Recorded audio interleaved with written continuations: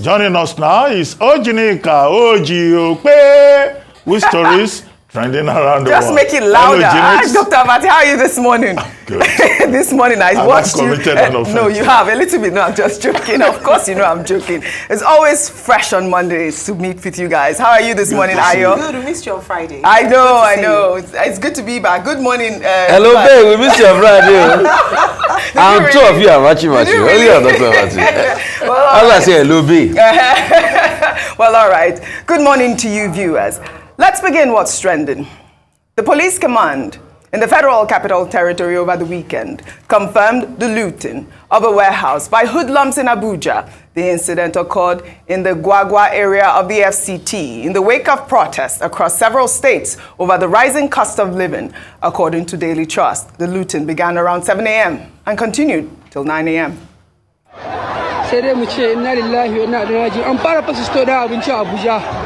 So certain here come out, you have to take action for all those countries. Gashinan, Muslim and Christian, everybody is fighting for his own, and we are all there now.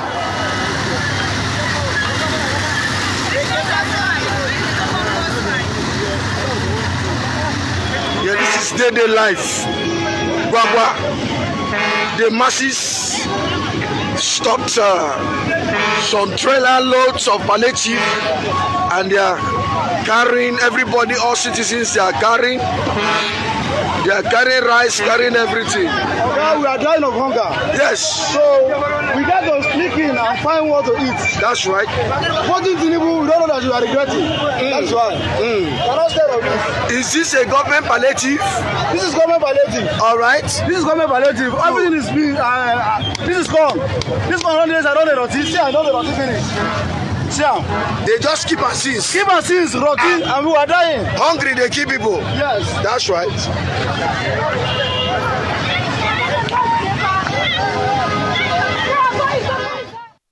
Well, in the same vein, a truck conveying cartons of spaghetti was hijacked along the Zaria-Kano Expressway. The trucks were said to be heading to Abuja from Kaduna when the hoodlums attacked and blocked the highway.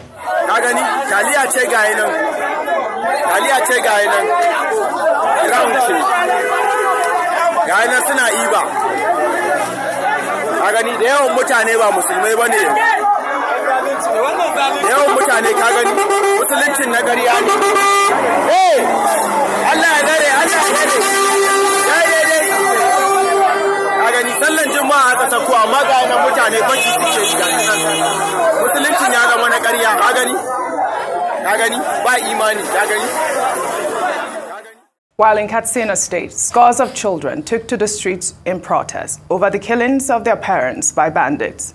Last week, bandits reportedly launched several attacks on different villages in Woma community.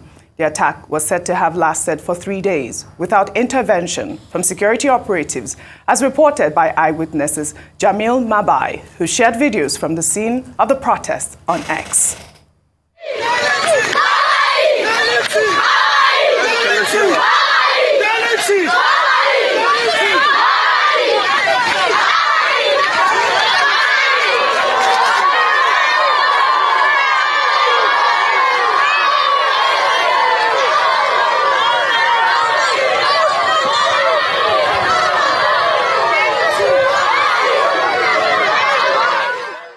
This is unfortunate.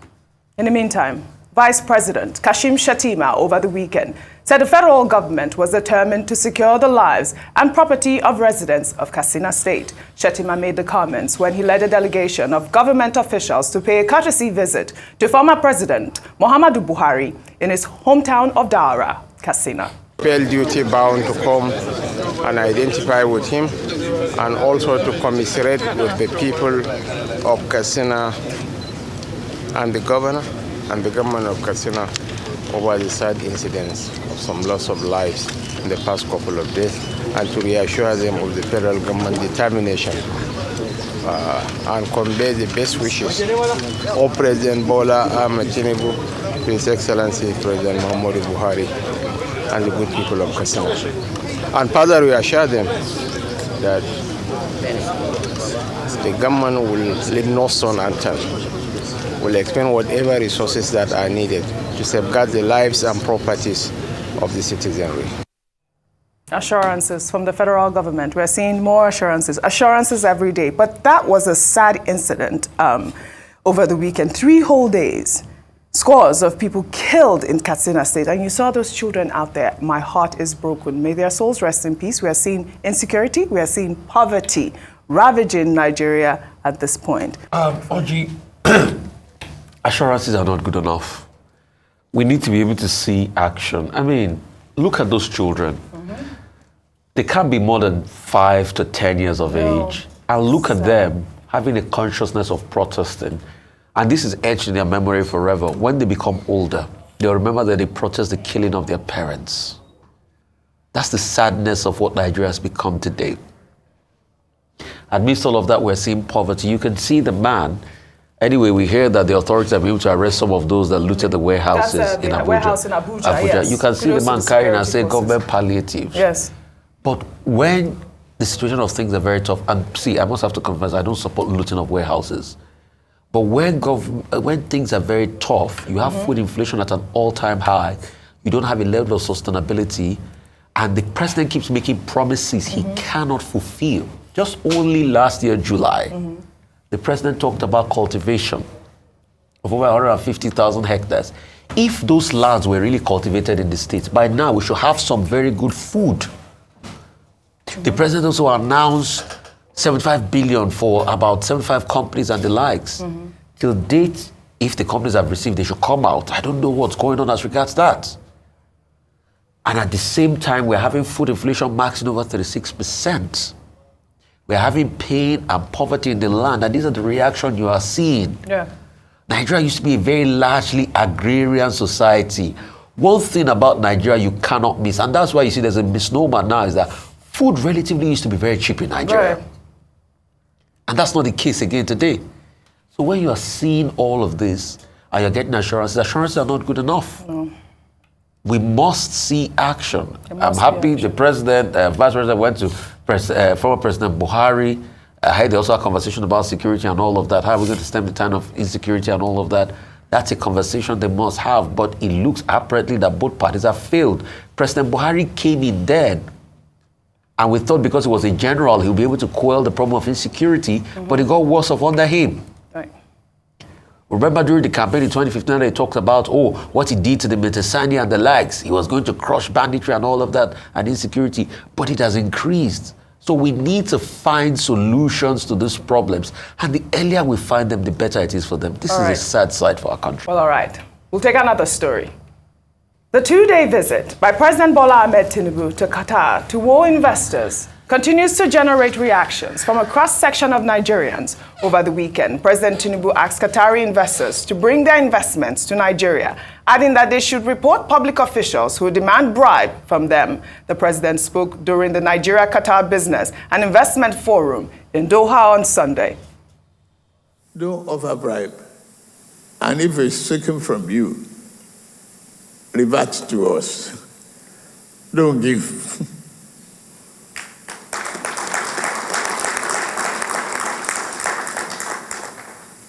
Don't let it be a problem from investing. Nigeria is serious about the revolution and evolution in business promotion that we have. We are going to remove all obstacles. We have done so much within 9 months. And I'm assuring you, it's easy. Free in, free out. Bring your investment. Whenever you are ready to go, your money is free to go out. I give you that assurance.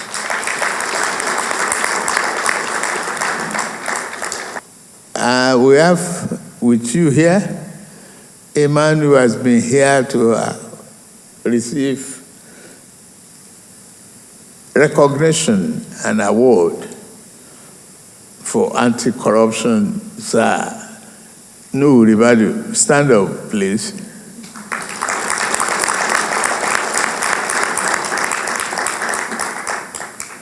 He was here, was all over the media, recognized for his anti-corruption stand. He's a senior member of this government, National Security Advisor. All right. Dr. Abati, I heard you earlier talking about, President Tinubu sounding off the right notes in that, conversation. But also, I think what got some people was that actual last sentence where he mentioned the National Security Advisor, Nuhu Ribadu, in that delegation. You remember we talked about the fact that there were 38 of them that were at that delegation or following President Tinubu. And people are asking, we saw insecurity in Katsina State. We're seeing poverty in the land, looting and all of that. And the National Security Advisor has accompanied the president to that trip. Is he supposed to be there? That's a question I'll pose to you when I take all these tweets.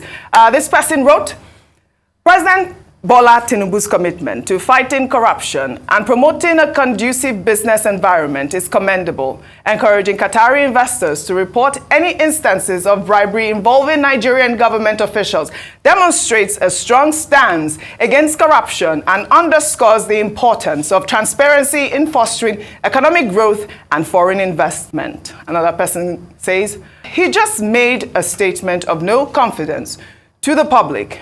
No right-thinking investor will proceed after such a statement because the hallmark of productivity and prosperity in a country is leadership. Statements like this always sends the wrong signal. Well, in the meantime, when Tinubu arrived at the presidential palace for the Business and Investment Forum on Sunday, he was received by Qatari captains of industry and some Nigerian delegates who accompanied the president to Qatar, including his two sons, Seyi and Yinka Tinubu.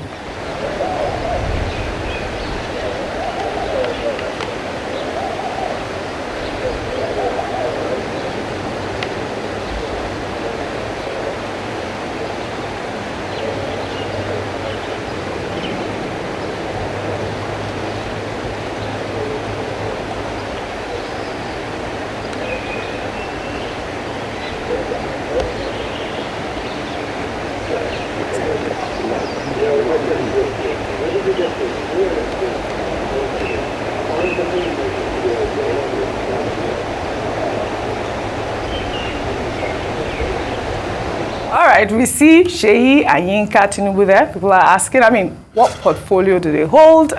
Was this what is their position there at this point? Let me take this tweet from Brother Bath. He wrote, Nigerians must stop Tinubu from taking his sons, Seyi, for official state matters. It is dangerous. 1. Why are Nigerians keeping quiet while Bola Tinubu mess Nigeria with impunity? Here is Seyi Tinubu as part of presidential team to Qatar state visit. This is the same president's son that took the presidential jet for leisure to go watch polo game in Kano. 3. What laws of Nigeria allows a president to take his children as official delegates to state visits? 4. What kind of passport does Seyi Tinubu hold presently? 5. How much longer will this nonsense continue? 6. Well-meaning Nigerians, elites, must rise and address this gradual destruction of Nigeria as a state under rule of law. Dr. Abati, over to you. Okay, first, you are talking about those two boys there. Yeah. Men. Yeah, well, I don't know how old they are. I'm sure I'm much older than they are. Okay. But what I'm saying is that first Nigerians complained that they should not have been on the delegation. We asked about the bona fide. The issue we raised then is that, yes, if their father is paying for them to be there, fine. I also raised the question, if they have the relevant qualifications, if they are business people in their own right, and they can bring investment and they will make a contribution, okay, maybe, then, you say, okay, they have a reason to be there. But what I find disturbing in that video that we just showed is that in terms of the order of protocol, I spent 4 years studying diplomacy. And I'm not boasting about it. Right. I took courses, I took exams, and all of that. I read the books. They were coming in terms of the order of protocol before the ministers of the Federal Republic. Now, what is their role there? That they will come, they are even put there before the Minister of Foreign Affairs. Who is going to explain that protocol arrangement? to us as Nigerians. And then further, may we begin to ask, what do the president's children, what do they do for a living? I mean, by the time I was their age, I don't know specifically how old they are, but from looking at them, by the time I was their age, I was doing something concrete with my life. PhD. I was not, I got a PhD at 24. Yes! I wasn't depending on any father. Absolutely not. So people must get to a stage in their lives where they hold themselves together. I don't want adults behaving like invalids, hanging around. Just because your father is in a position, all these children of privilege sometimes overdo it. Yeah. And these are boys that will probably have wives at home. Some of these girls, what they go through is very embarrassing. You can't have a husband that's just hanging around. Wow. That cannot stand on his 2 feet as men. So that is that about that. However, as for the trip, I think it's a diplomatic triumph for Nigeria. I had made the point about how before this, there was a likely diplomatic thief with the note verbal, the Qataris saying they will not be available for a business and investment forum. But the Ministry of Foreign Affairs of Nigeria and the presidency managed that very well. And then at the end of the day, the Qataris pulled back, and allowed that business and investment forum to go ahead. And at the forum, President Tinubu made a number of statements. I repeat, people have been saying, okay, why is he there with the National Security Advisor? Yes, there are security issues in Nigeria. Sometimes you see in diplomacy, it's about signaling.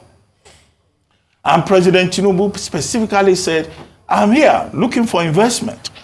And I've even come with my National Security Advisor, a man who is distinguished in his area of operation, that he has received awards and he has been honored in many parts of the world. And he is here. And I'm giving you the assurance that whatever your concerns are, we will address them.